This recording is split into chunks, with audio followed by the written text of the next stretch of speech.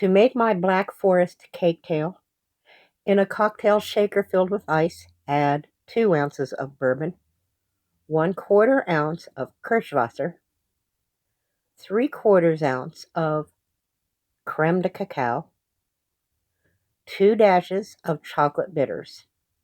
Shake until blended, then strain into your cocktail glass, and over the back of a spoon, float 1 ounce of lightly whipped heavy cream.